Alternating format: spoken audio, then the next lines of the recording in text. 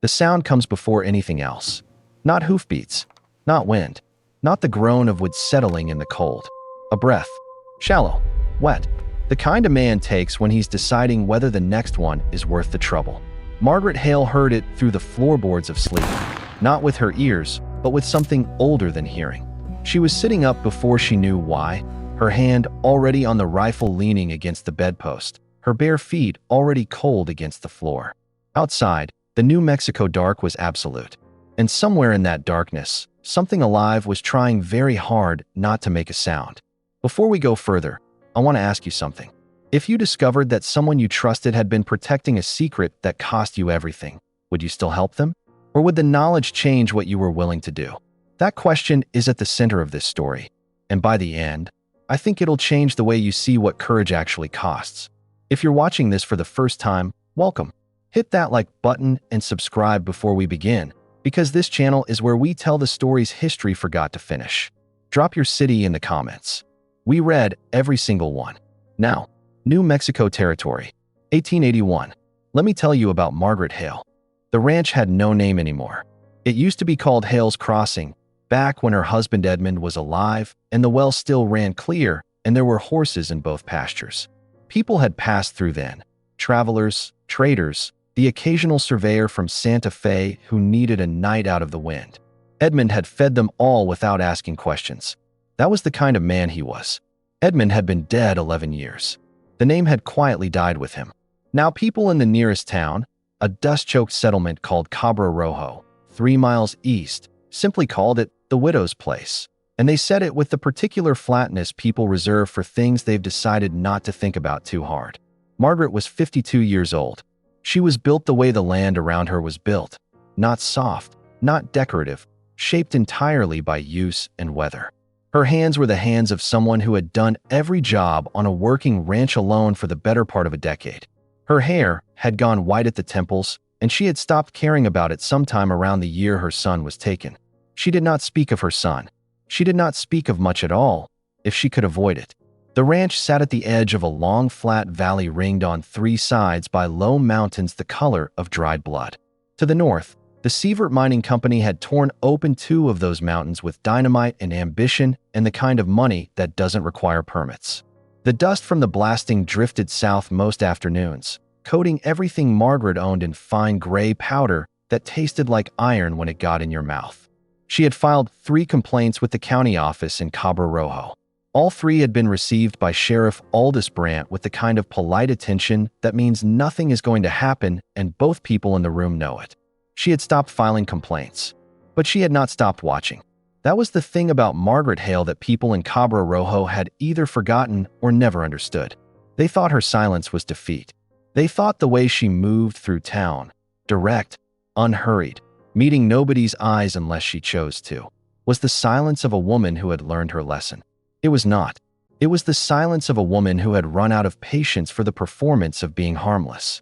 The only person who visited the ranch regularly was a girl named Opaline, 17, the daughter of a Mexican family that had been farming the valley before the mining company arrived and decided their water rights were inconvenient. Opaline came twice a week to help with the chickens and the kitchen garden, and in exchange Margaret taught her to read English from a Bible and a water-stained copy of Moby Dick that had belonged to Edmund. They did not talk much during those sessions, but there was something in the arrangement that both of them needed and neither could have named.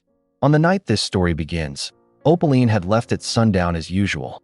The valley had gone dark by 7. By 9, Margaret had banked the fire, checked the rifle, and gone to bed. By midnight, she was sitting up in the dark with her bare feet on the cold floor, listening to something breathe in her barn. She dressed without lighting a lamp, pulled on boots, took the rifle. The walk from the house to the barn was 40 feet across a packed dirt yard. The November cold came off the mountains like a slap, and the sky above was so clear and so full of stars, it almost felt like pressure, like something bearing down. Margaret crossed the yard without hurrying. She had learned a long time ago that running toward unknown sounds in the dark was how people got killed. She stopped at the barn door, listened. The breathing was there, ragged, close. She pulled the door open. The lantern she'd brought gave her a small orange circle of light, and in it she saw him.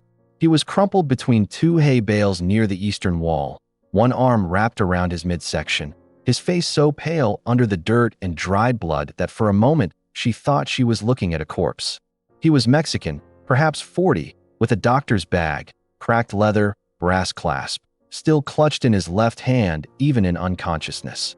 He had been beaten with something systematic. This was not a robbery. Someone had wanted specific things broken. Margaret stood over him for a long moment. She thought of her son.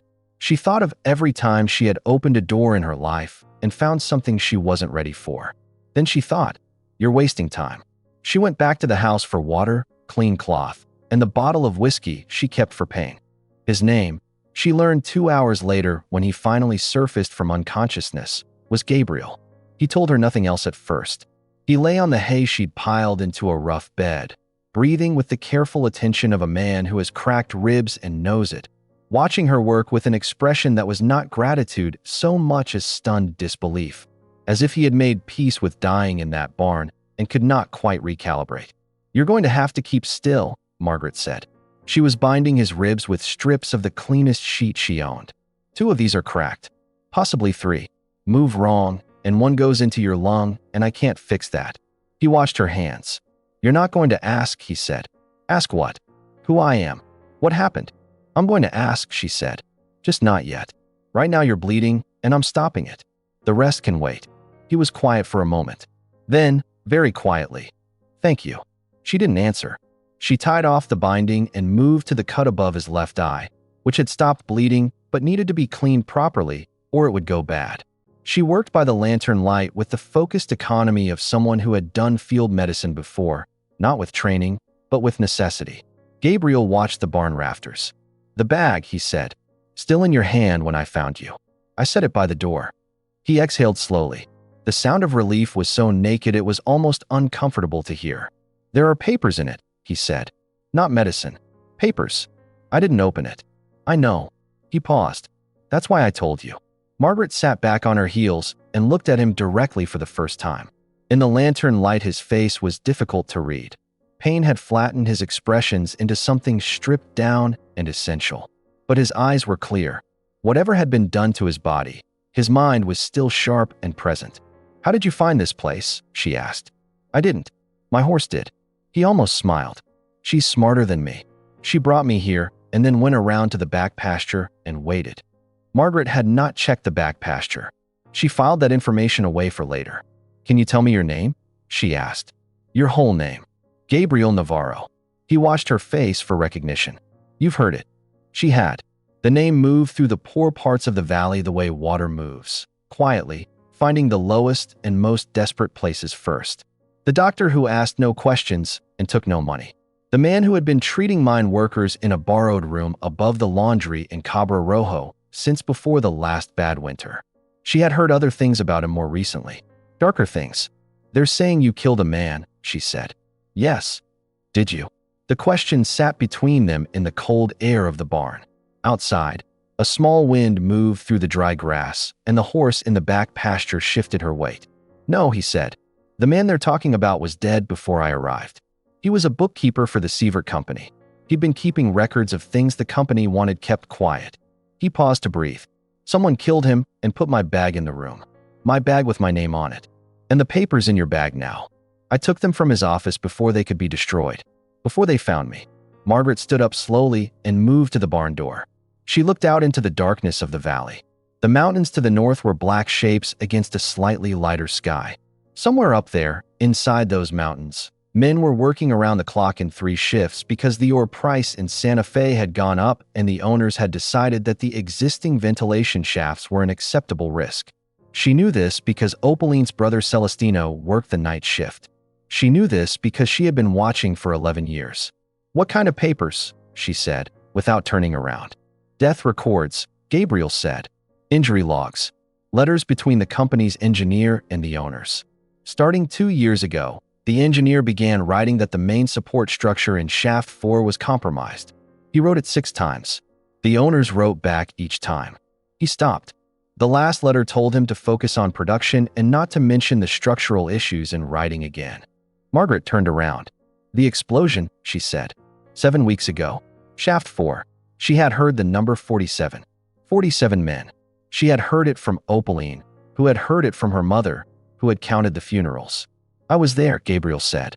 His voice had changed, not louder, but heavier, like something that had been carried a long distance. I went in when they said there might still be survivors. There were children, Margaret, boys who worked as haulers, 11, 12 years old. I brought out 4 of them. He closed his eyes. There were others I couldn't reach. The silence after he said this was not empty. It had weight and texture. Margaret picked up the lantern. Sleep, she said. You're not going anywhere tonight in that condition. She walked to the barn door and stopped. In the morning, she said, I need to know everything. She blew out the lantern and walked back to the house in the dark. She did not sleep again. She was at the kitchen window at 5 in the morning when the first rider appeared on the eastern ridge. She thought at first it was a single man, a surveyor, possibly, or a rancher from the Denton property to the south cutting through early. She watched him stop on the ridge line and stay there, silhouetted against the first gray suggestion of dawn. Then a second rider appeared beside him. Then 3 more. Then, over the next 15 minutes, as the sky went from black to charcoal to the pale flat gray of early winter light, they kept coming, in 1s and 2s and small groups of 5. Some from the eastern ridge, some from the road that ran north toward the mining operation, some from the south where the valley narrowed. They came without apparent urgency, without torches, without shouting. They simply came and then stopped, and waited. By the time full light arrived, Margaret had counted 87. She stopped counting at 87 because her arithmetic was good enough to know that the number was going to reach 100 before much longer, and the specific number beyond that point was not going to change anything about her situation. They were armed. That was apparent from the first light. Rifles across saddles, pistols visible even at this distance. Many of them wore the brown canvas coats she associated with the private security contractors the Sievert Company brought in from Albuquerque and El Paso, men who were paid wages instead of being deputized, which meant they operated in a space where accountability was a matter of interpretation. Others she recognized, men from the county sheriff's office. Brandt himself, probably, though she couldn't pick him out at this distance. None of them moved toward the ranch. They simply surrounded it and waited. That was the thing that took the longest to understand. She had prepared herself, in those pre-dawn hours when she had not slept, for violence, for demands, for the sudden loud confrontation of men who believe numbers make them righteous. She had not prepared for this particular quality of stillness. They were waiting for something. She put on her coat and went to the barn. Gabriel was awake. He had heard them arrive. The sound of that many horses carries a long way in cold air, and he was sitting up against the hay bale with his jaw set and his eyes clear and the leather bag held across his chest like a shield or an offering. How many? He said. Close to 100. He closed his eyes briefly. When he opened them, there was something in his expression she didn't have a word for. Not fear exactly, but the particular feeling of a man who has run out of distance to put between himself and the thing pursuing him. I'm sorry, he said. I didn't know. I thought I'd lost them 3 valleys back. I wouldn't have come here if I'd known they were this close. Your horse brought you here, Margaret said. You didn't choose it. That doesn't help you. No, she agreed. It doesn't. She crouched down beside him and looked at his face. His color was better than it had been at midnight, though better in this context was a relative term. Why aren't they coming in? She asked. He was quiet for a moment. Because of what I told you last night, he said. The papers. They don't know exactly what I have. They know I took things from Henley's office, but they haven't had time to figure out what specifically. If they come in shooting, if they make a mess here, and the papers survive and get out afterward, he paused. A marshal or a federal judge who sees those documents has grounds to open an investigation that goes all the way to the company's ownership, all the way to people who live in Santa Fe and Washington and have other problems they can't afford right now. Margaret looked at the barn door. So they needed to look like a legal arrest, she said. They need you to come out. They need me and the bag to disappear quietly. If I walk out of here alone and they take me out into the desert, the papers go with me and nothing can be proven. He looked at her steadily. If you give me up, they leave you alone. That's the offer they're going to make you. She stood up. Nobody's made me any offer yet, she said. She walked to the barn door and opened it and stepped out into the cold morning light. And what she saw confirmed what she had already suspected. They were all looking at her. Every single one of them. Waiting. She stood in the yard with the rifle broken open in the crook of her arm, unloaded, visible, and waited. After a moment, a single rider separated from the group on the east ridge and picked his way carefully down the slope toward the ranch gate. He rode a gray horse and wore a long black coat and a sheriff's badge that caught the pale morning light. He was a compact man, unhurried in his movements, with the kind of face that had learned to be pleasant without meaning it. Brant. She had been right. He stopped his horse at the gate and did not open it. That was interesting. Mrs. Hale, he said. His voice carried easily in the still air. Sheriff. Cold morning. It is. He looked at the rifle in her arm, then at the barn, then back at her with the expression of a man who has practiced being reasonable in inconvenient situations. We're looking for a man named Navarro, he said. Gabriel Navarro. Mexican. About 40 years old. He's wanted in connection with the murder of a company employee named August Henley and the theft of private property belonging to the Sievert Mining Company. Margaret said nothing. We have reason to believe he came through this valley last night. Brant gestured loosely at the mountains. Possibly wounded. Possibly looking for a place to hide. He paused. You seen anything like that? The silence stretched. Margaret looked past him at the riders on the ridge. She looked at the men to the south, along the road. She looked at the faces she could make out clearly in the morning light. Some of them men she had seen in Cabo Rojo. Men who had bought grain at the same store she used. Men whose children attended the same schoolhouse that had stood empty for 3 years now because the company had stopped paying the teacher's salary. She looked back at Brant. I haven't seen anyone matching that description, she said. The silence that followed had a different quality than the one before it. Brant's pleasant expression did not change, but something behind it shifted slightly. Mind if we take a look around, he asked. I mind quite a bit, she said. You're welcome to come back with a proper warrant from a judge, and I'll be happy to cooperate with any lawful search. Brant looked at her for a long moment. Mrs. Hale, he said, carefully, this is a serious matter. A man was murdered. There's a dangerous individual who may be on your property. I'd think a woman in your position would welcome the protection of. My position, she said. He stopped. My position, she repeated. Not loudly. She was not a woman who raised her voice. I'm a widow living alone on a piece of land I've held for 20 years. I have no livestock left to speak of because of what the blasting has done to my pastures. My well water has been running gray for 4 months because of the tailings they're dumping upstream. My position, Sheriff Brant, is that I have been watching the Sievert Company operate in this valley for 6 years, and in that time I have filed complaints, attended public meetings, and spoken to every official in this county who would give me 5 minutes. My position has not been very comfortable. Brant waited. So when you arrive at my gate before sunrise with 100 armed men, she said, and ask me to simply take your word about who is dangerous and who is not, I think you'll understand if I want to see a warrant. The gray horse shifted under Brant. The sheriff steadied it without looking down. Things could go very badly for you, he said. His voice hadn't changed. That was the worst of it, that the threat came in the same measured, courteous tone as everything else. Things have gone badly for me before, Margaret said. I'm still here. He looked at her for another long moment. Then he turned his horse and rode back up the ridge. He did not call for an advance. He did not give any visible signal. The 100 riders simply continued to wait. Margaret went back inside the barn. Gabriel had heard everything through the wall. He was sitting exactly as she had left him, the bag in his lap, listening with his whole body. They'll send someone tonight, he said, when it's dark. The display is for the miners watching from the mountains. Margaret hadn't thought about the mountains. She turned and looked through the barn's single east-facing window. In the distance, the lower slopes of the mountains were too dark to read clearly, but she had spent years learning to read this valley, and what she saw now was the occasional glint of reflected light from places where no reflection should be. People, dozens of them, high enough to see the ranch, but below the tree line. Watching. Who are they, she asked. Families, Gabriel said.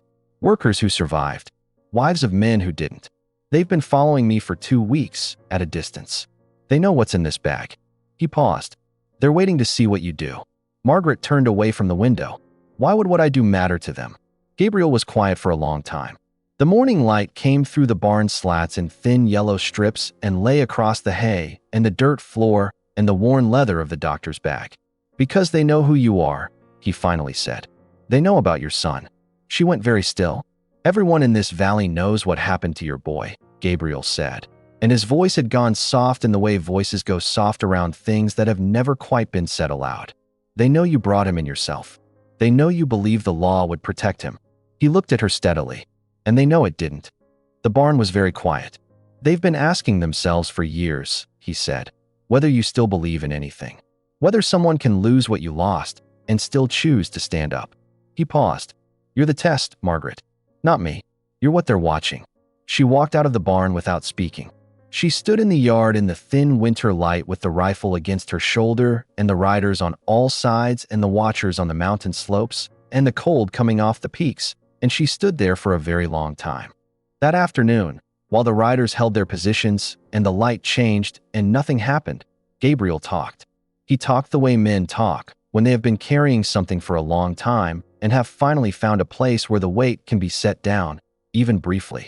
Not in a rush, not dramatically, quietly, with long pauses between sentences, as if he were choosing each word from a limited supply.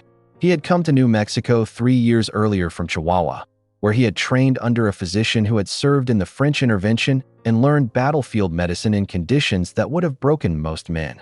Gabriel had come north for reasons he did not explain in detail. The word trouble was used once, without elaboration, and had found the valley already turning hard under the pressure of the mining company's expansion. He had set up a practice of sorts.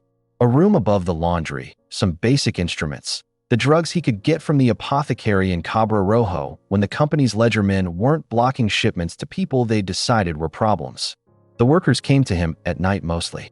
Men who had been injured in the mine and were afraid that if they reported the injuries they'd lose their shifts.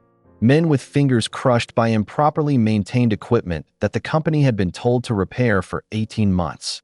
Men with lung conditions that didn't have a name in English yet, but that Gabriel had seen before in the silver mines of Durango and knew would kill slowly and without mercy.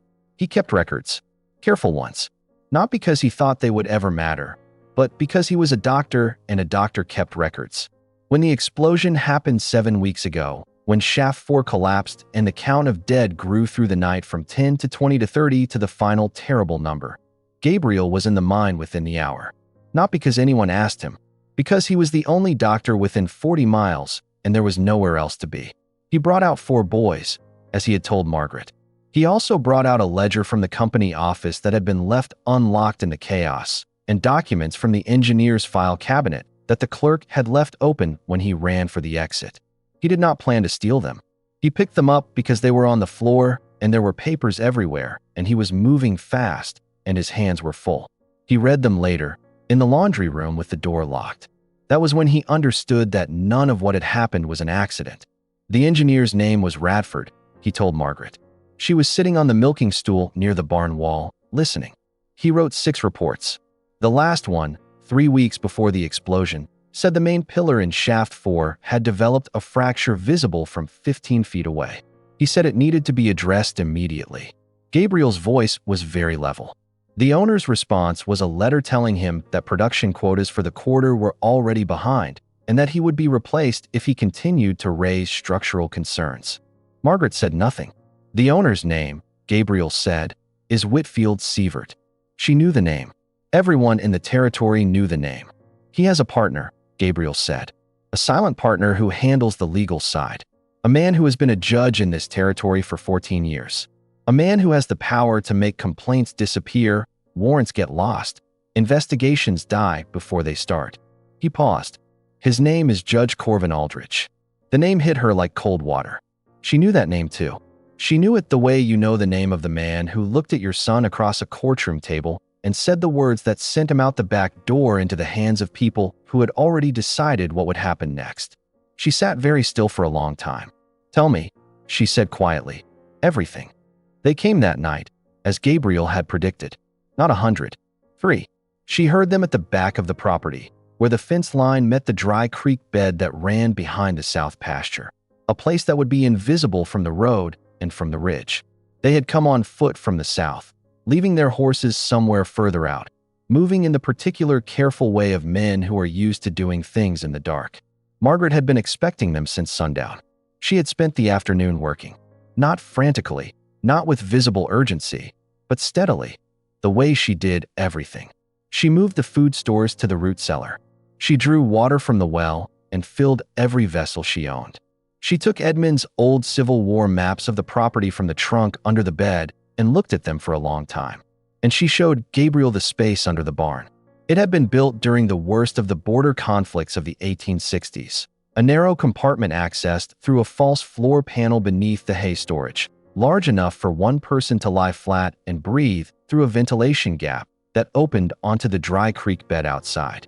Edmund had never used it. He had built it because someone he trusted had told him that the future was uncertain and a man with sense prepared for the things he hoped would never happen. Gabriel looked at it without speaking for a moment. "It's safe?" he asked.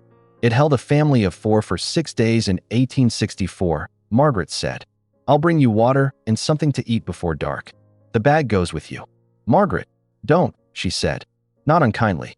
"We can talk about the rest of it when there's time. Right now we're solving one problem." She heard the 3 men before she saw them. A soft scrape of boot on stone at the creek bed, a muffled sound of a man catching himself on the fence wire. She was at the kitchen window with the lamp off, watching the south field in the moonlight, and when the first silhouette appeared at the far edge of the yard, she was already calm. She opened the back door and stepped out. "You're trespassing," she said. The 3 men stopped. They were not local men. She could see that even in the bad light. Company men, out-of-territory contractors, the kind the Sievert operation brought in for jobs that required plausible distance from the company's formal operations. They were carrying rifles but hadn't raised them. One of them spoke. He was the tallest, and he had the flat effect of someone who had learned to make his voice sound like paperwork. "Mrs. Hale, we don't want any trouble. Then leave my property. We need to talk about the man you're hiding. I've already spoken to Sheriff Brand about that matter. If you have official business with me, come back with a warrant. If you don't have official business, you're trespassing, and I'll treat you accordingly." The tall man looked at the rifle in her hands, then at the darkness of the barn behind her. "This would be a lot simpler," he said, "if you'd just cooperate." "I imagine it would," she said. "Simpler for you." Another of the 3 moved slightly to the left, a small repositioning, the kind that precedes escalation. Margaret tracked it without moving her head. "Ma'am," the tall man said, and his voice had changed slightly. "You're holding on to something that isn't worth dying over." "I've been told before what's worth dying over," she said. "I've noticed the people doing the telling were never the ones at risk." The silence between them was full of calculation. She could almost hear it. The mental arithmetic of men deciding whether the consequences of escalation were worth the outcome. They left. Not quickly, not with visible defeat. They simply withdrew, back toward the creek bed, back into the dark. Professional enough to know that a public confrontation here, at night, with the mountain watchers still on the slopes, was the wrong move. She stood in the yard until she could no longer hear them. Then she went inside and sat at the kitchen table in the dark and let her hands shake for 30 seconds. She had learned to budget herself that way. 30 seconds for the body's fear, then it was over. Then she went to the barn and knocked 3 times on the floor panel. "They're gone," she said. A pause. Then Gabriel's voice, muffled. "Are you all right?" "Yes. There will be more tomorrow." "I know." She sat down against the wall of the barn and listened to the horses breathing and the wind moving through the dry grass outside and the enormous silence of the valley at 3 in the morning. "Gabriel," she said. "Yes." "The letter Aldridge sent to your bookkeeper. The one telling him to stop reporting the cracks. It's in the bag. Is Aldridge's full name on it?" "His signature," Gabriel said, "and the company letterhead with his title. Judge, Circuit Court, New Mexico Territory." Margaret was quiet for a long time.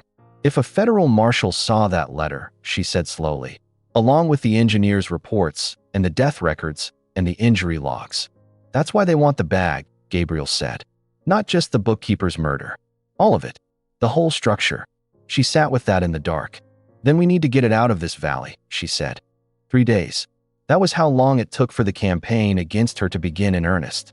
They burned the east field on the second night. Not the barn, nothing so direct, just the dry winter grass of the east field where she had hoped to replant in spring. She washed it from the house with a wet cloth over her face against the smoke, and she did not try to fight it, because there was nothing to fight. By the time she saw the flames, they had been burning for an hour. They found the remaining 3 head of cattle on the 3rd morning, all of them dead near the south fence. No visible wound on any of them, which meant poison in the water trough. She moved the well water to stored barrels and stopped using the trough. On the fourth day, Opaline didn't come. Margaret did not go looking for her. She understood. Someone had spoken to Opaline's family, made it clear that associating with the widow was not safe, and Opaline, 17 years old, with a mother and a younger brother and no father, had made a reasonable choice. Margaret did not blame her. She had been 17 once. She had made reasonable choices then too. Some of them she still regretted. The nights without food deliveries were harder than she'd expected. Not because she was hungry. She had the root cellar, the preserved stores, but because the silence felt different. It felt like abandonment. She sat at the kitchen table on the fourth night and tried to think clearly. The situation, as she understood it. She was sheltering Gabriel Navarro, who held documents that could expose the largest mining operation in the territory as criminally negligent in the deaths of 47 workers. The people who wanted those documents destroyed had unlimited resources, a corrupted local law enforcement structure, and were apparently willing to starve her out, burn her land, and poison her water supply while maintaining the polite fiction that they were conducting a lawful search for a murder suspect. She could end it at any moment. Walk to the barn, bring Gabriel out, walk to the gate. Brant would be civil about it. There would be paperwork, formal process, the appearance of law. Gabriel would be taken away. The papers would disappear. The workers who had died in Shaft 4 would remain dead and unaccounted for. The families who had buried them would remain without answers. The boys Gabriel had carried out of the rubble would grow up knowing that their fathers had died because of a crack in a mine pillar that someone chose to ignore, and that no one had ever been asked to explain it. She sat with this for a long time. Then she went to the barn and sat down beside the floor panel. "Gabriel," she said. A pause. "Margaret, tell me about the day of the explosion." He told her. He told her in the dark and the cold, his voice coming up through the gap in the floorboards, and she listened without interrupting. He told her about arriving at the mine site 20 minutes after the collapse, when the dust cloud was still settling and the screaming had not stopped yet. He told her about the foreman who had tried to stop him going in and about pushing past him. He told her about the smell of a collapsed mine, particular, he said, like broken stone and old fear, and about moving through the darkness with a lantern and calling out. He told her about finding the first boy, 8 years old, a hauler, the children who ran the ore carts through the smaller access tunnels. His name was Celestino. Margaret's breath stopped. "Celestino," she said. "Yes." He had been knocked unconscious by a falling beam. He woke up while I was carrying him out. He asked me where his cart was. Gabriel's voice, even muffled by the floor, had a particular quality. He was worried about his cart.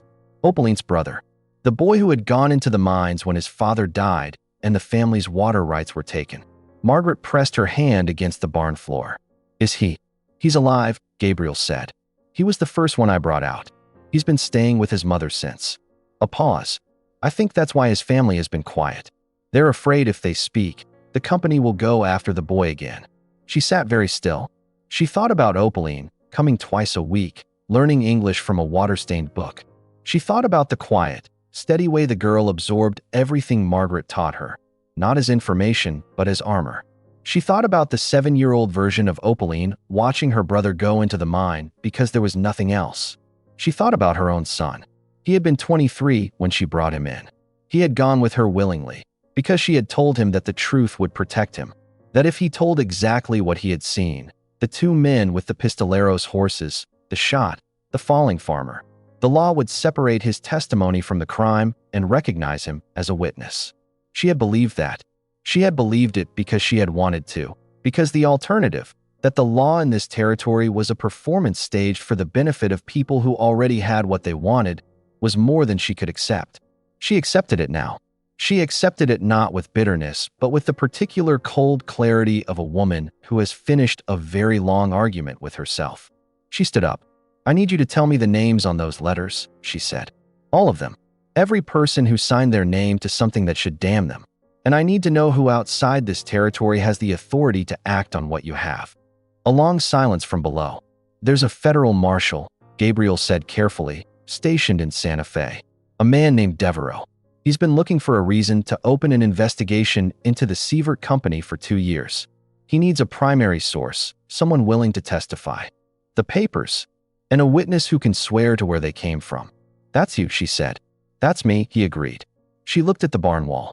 Then we need to get you to Santa Fe, she said. Alive. On the 7th night, they found the letter, not the papers in Gabriel's bag. Those were still sealed in the compartment below the barn floor, untouched. But Margaret had not been careful enough about her own papers. She kept them in the roll-top desk in the parlor, the deed to the ranch, Edmund's army discharge, the few personal things she had allowed herself to hold on to. And among them, without her fully realizing it had been there, was a letter. Thin paper, folded twice, tucked behind the deed because she had put it there years ago when someone had given it to her, and she had not been able to read it without breaking, and so she had not read it, and eventually she had stopped knowing it existed. The men who broke in through the back window while she was in the barn found the roll-top desk and went through it. They took nothing that looked valuable. They were looking for evidence of Gabriel's presence. They left the letter on the desk. Either they didn't know what it was, or it didn't matter to them. Margaret came back inside at midnight and saw it immediately. She stood at the desk for a long time. She picked it up. The handwriting on the outside said only Mom. In her son Elias's handwriting. The handwriting of a 23-year-old man who had believed, as she had, that doing the right thing would be enough. She sat down at the kitchen table and opened it. She had to stop twice before she finished it. She read it slowly, the way you read something when every word is a door you have to make yourself open. It was not a long letter. He had not had much time. Mom, they say tomorrow. I don't know if this gets to you. I want you to know I'm not afraid. I know that probably isn't true, but I want to believe it by the time this reaches you. What I want to say is, you were right to believe in doing things the right way. Don't stop. I know it feels like you were wrong. I know what happened makes it look like that. But the only reason they have to kill me is because I was there and I saw them and I could tell the truth. That means the truth matters enough to them to be dangerous. If the truth didn't matter, they'd just let me talk. Mom, if they ever come for another innocent man, don't let fear help them again. You'll want to. Fear is reasonable. Fear is the sensible thing. But you're not always sensible, and I love you for it. I love you, Elias. She sat at the table for a very long time. The night was very quiet. She folded the letter and put it in her coat pocket. Then she went to the barn and knocked on the floor panel.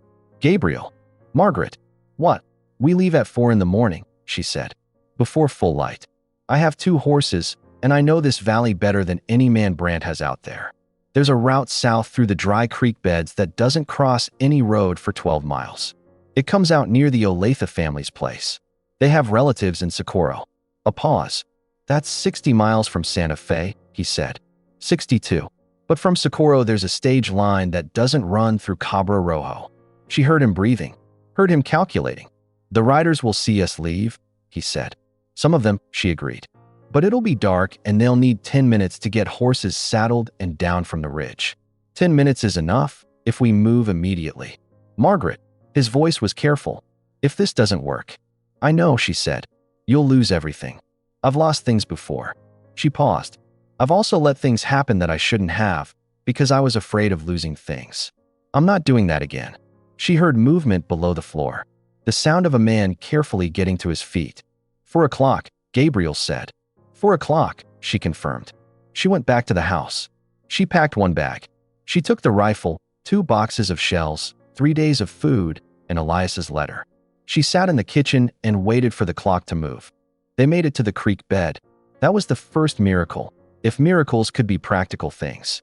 Margaret moved through the dark with an assurance that came not from courage exactly, but from 20 years of walking this land at all hours, in all weathers. She knew every rock and grade and wash of this valley by muscle memory, the way a person knows their own house in a blackout.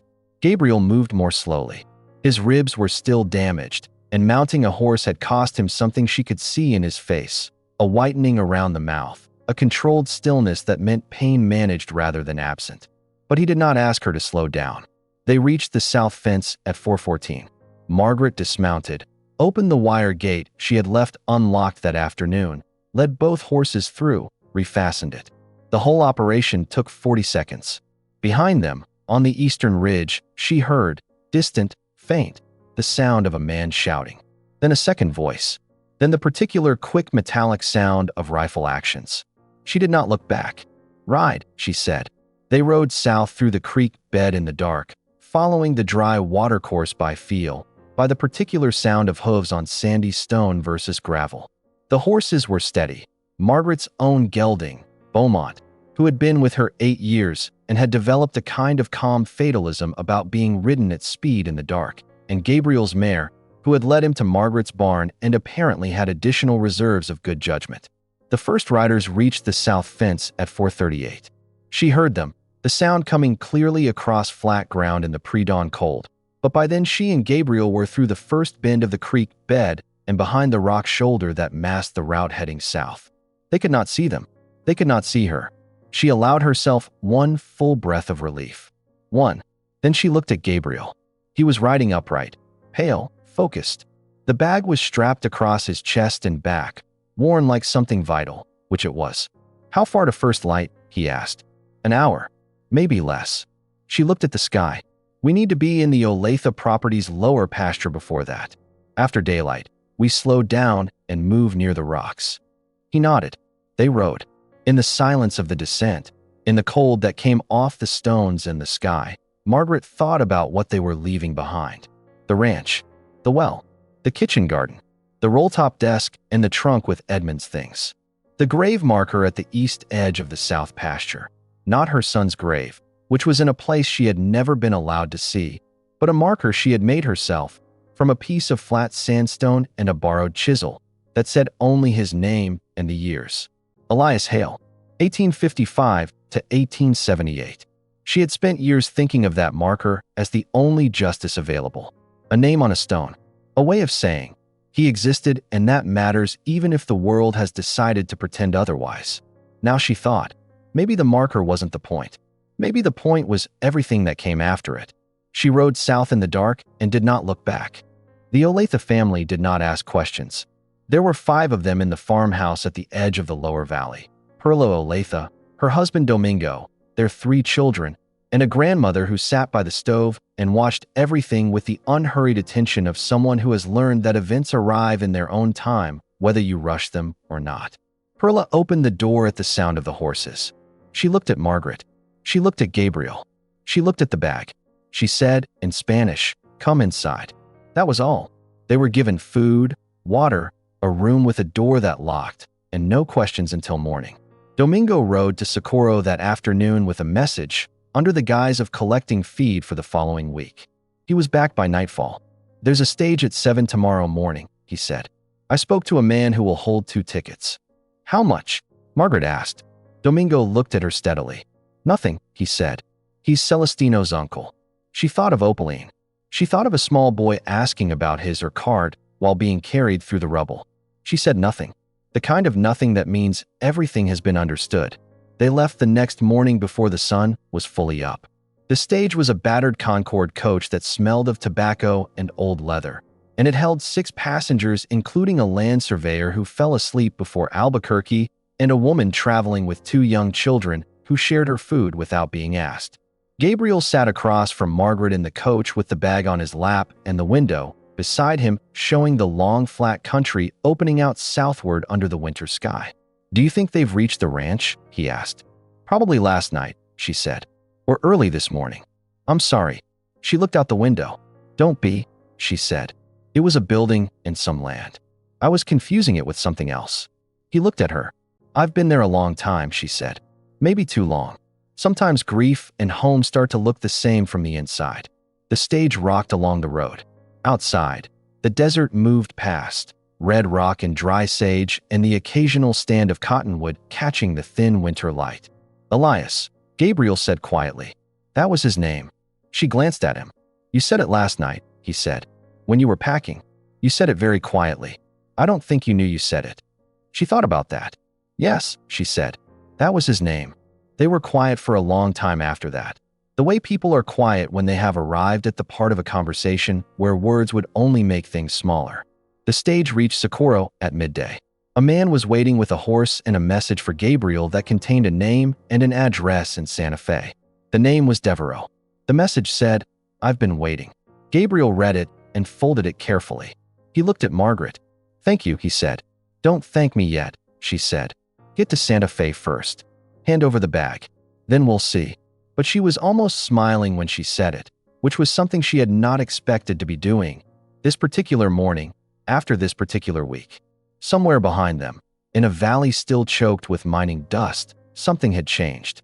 She could feel it, the way you feel a change in weather before you can name it, a shift in pressure, a different quality of light.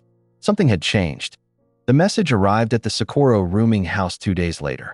It was delivered by a boy of perhaps 12 on a pony, folded inside a blank envelope with no return address. The boy handed it to the innkeeper and was gone before anyone could ask where he'd come from. It said, in a careful, educated hand, "The man you are traveling with is not who he told you he is. Ask him what happened in Durango in 1878. Ask him why he left. Ask him who died. You deserve to know the truth before you testify. A friend." Margaret read it twice. Then she folded it and put it in her pocket and sat at the window of the small dining room looking out at the Socorro street while the afternoon went by. She thought about what she knew. She thought about what she had seen. She went and knocked on Gabriel's door. He opened it immediately. She had the impression he hadn't been sleeping much. He looked at her face and then at the folded paper in her hand. "Sit down," he said. She sat. She held out the letter. He read it. His face while he read it was difficult to interpret. Not surprise. Exactly. More the expression of a man who has been waiting for a specific bill to arrive. "Durango," she said.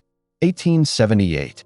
He folded the letter and placed it on the small table beside the bed. "I had a patient," he said. "A mine owner. He was brought to me after a riding accident. Broke his leg, some internal damage. I treated him." He paused. "During treatment, I found evidence that he had been beating the workers in his employ. Not just overworking them, specifically, systematically, hurting them. I had records from treating some of those workers for months." He looked at her directly. "He died during surgery," Gabriel said. "Complications from the internal damage. It was not my doing. But afterward, his family, who were prominent, said that I had been negligent, that his death was deliberate." He paused. "I left before it came to a formal hearing, because the outcome was not going to be determined by medical evidence." Silence. "Could you have saved him?" Margaret asked. The pause before he answered was exactly the length of an honest man giving an honest answer. "Possibly," he said, "if I had acted faster on the internal bleeding. I was thorough on the leg and slower than I should have been on the rest. Whether that was unconscious or not." He stopped. "I've asked myself that question many times." Margaret looked at him. She thought about her son, about the men who had taken him. She thought about the difference between a flawed person and a dishonest one. "The letter is meant to make me doubt you," she said. At the last moment. "Yes." "It worked for about 10 minutes, she said. "Then I thought it through." She stood up. "We leave for Santa Fe tomorrow morning." He looked at her. "I'm not a good man," he said quietly. "I want you to know I know that." "I didn't need you to be a good man," she said. "I needed you to be telling the truth about the mine. Those are different things." She went back to her room. She slept, for the first time in a week, without waking. The meeting with Marshal Devereaux lasted 4 hours. He was a long-faced man from Virginia with a law degree from before the war and the kind of patience that comes from having spent decades watching people underestimate what documents can do. He sat at a wide table in the federal building in Santa Fe and went through every paper in Gabriel's bag with the systematic attention of a man who is building something. He asked Gabriel questions for 2 hours. He asked Margaret questions for 1. He read the engineer's letters twice. He read Judge Aldridge's signature on the letterhead 3 times. When he was finished, he sat back and looked at them both. "This is sufficient," he said. "More than sufficient." "What happens now?" Margaret asked. "Now I write a lot of letters," he said. "Letters to people with authority that doesn't extend from the Sievert Company's pocket. It will take time. Nothing this large is fast." He looked at her steadily. "But it will happen." It did happen. Not quickly, not cleanly. Nothing real ever does. The federal investigation opened within 3 weeks, subpoenas going out to the company's offices in Albuquerque and Santa Fe and to the holding company in Denver that owned the Sievert operation. Judge Aldridge received his summons on a Thursday morning and was gone by Friday, reportedly on the road toward the Arizona territory. But the summons had been copied and the copies had been sent in 6 directions simultaneously, and a man can only ride so fast for so long. The mine was shut down pending safety inspections. The inspections found 17 additional structural failures in the existing shafts. An engineer from Denver who had no connection to the Sievert operation said in his official report that the collapse of Shaft 4 had been, in his professional assessment, entirely predictable and entirely preventable. The foreman who had tried to stop Gabriel from entering the mine on the day of the explosion declined to testify. His supervisor, faced with the possibility of being named as a primary defendant, testified extensively. Whitfield Sievert was indicted in April. He was the first mining company owner in the territory to face criminal charges for worker deaths. He would not be the last. Margaret went back to the valley in February, when the investigation had progressed far enough that Brandt had quietly resigned as sheriff and the private contractors had been dismissed. There was not much left of the ranch. The east field was black stubble. The well needed relining. The barn door had been broken from its hinges at some point and left open to the weather. But the structure was intact. The house was intact. The grave marker at the south edge of the pasture was intact, which she checked first, before anything else. She stood at it for a long time in the cold February light. Then she went and rehung the barn door and drew the first bucket of water from the well to see if it had cleared. It had not, but it was less gray than before. That was enough to start with. Opaline came the following morning. She arrived at sunrise with her mother and young Celestino, who was 8 years old now and walked with a slight permanent stiffness from the beam that had hit him in the mine, but walked, which was the important thing. They brought food and tools and did not ask about anything that had happened. They simply arrived and began working. Margaret looked at the three of them in the pale winter light, in the yard of a ranch that was going to take a very long time to rebuild, and felt something she had not felt in so long she had to think for a moment before she could name it. Not happiness. Not yet. Something earlier than happiness. Something that happens before the real building starts. The first morning when you decide to begin again. Elias Hale was not real. But the boys who worked as haulers in silver mines in New Mexico in 1881 were real. The structural failures were real. The practice of using private contractors to intimidate witnesses was real. The silence of entire communities under the weight of a company's power was real. And so was the act of one person opening a door when they had every reason not to. If this story stayed with you, if something about Margaret's choice, or Gabriel's documents, or a boy asking about his or cart in the dark touched something you recognize, leave a comment below. Tell me what part of this you're still thinking about. And if you're watching in a city that knows something about silence and what breaks it, drop your city below. We read everyone. Like, subscribe, and thank you for watching until the end. That matters more than you know.